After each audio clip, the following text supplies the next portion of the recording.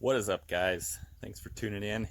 Today we got a bunch of random projects going on. We got cars to finish so we can sell them. We got cars to prep so they can get inspected, and more work to do on the Toyota 4Runner. Get that ready to go. So let's get started. It's another beautiful day here in Texas, about 75 degrees. Let's do it. Okay, found it. So let's see what it takes to replace this thing. First, I also have a horn, and looks like this one can ground it one of two ways. Probably just use the bracket for my ground and maybe bolt it on right there or something. I don't know. The factory one was down there where my little overflow tank is, and this is the factory wiring, which did work, but since I replaced the steering wheel, I think that none of that stuff is really hooked up anymore. And if it was, because I don't have the spring in there, it would probably just turn on all the time. So thinking about just putting in some kind of other switch, or maybe I could use one of these bad boys. That'd be pretty sweet. But that's all cable driven, so don't think that's gonna work. But let's see what we need here to get this light switch going. First things first, there's a little button on the top of the switch itself. I'll show you on the older ones, or the new one rather. So right here, little spring switch.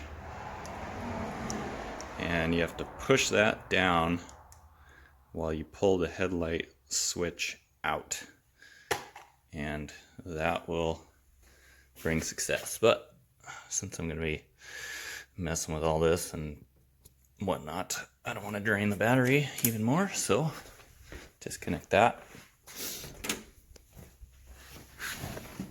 See if we can get this going here. So I got the button pushed.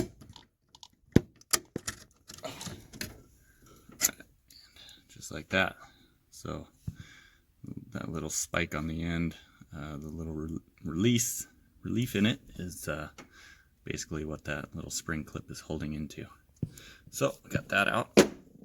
Next, you're supposed to have some kind of a spanner tool to loosen this up, because it's basically just a nut it's a bolt basically that's screwed into the threads of the headlight housing. So once we can find something to get that pulled out, then the switch itself will drop out the back. We can unplug the wiring and go from there.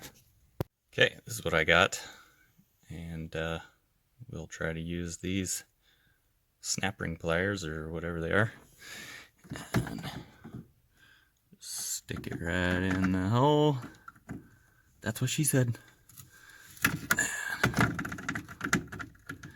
I've used needle nose pliers, little screwdrivers, all kinds of stuff, you know, to do these things. A lot of the old cars have the same deal on either like the ignition switch or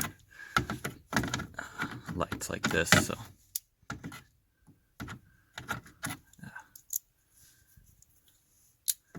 we'll get it. It's nice and loose. Luckily it wasn't all rusted up. Okay. Alright. I think we got it. So that's what it looks like.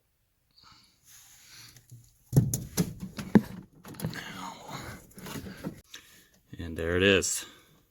A little tight getting it out of here with this old automatic push button stuff. If yours is a manual, then I'm sure you have a lot more room, but the wiper wiring kind of goes down in the way as well. So got it out here, and there's just a couple little clips on the side that help hold the plug in place.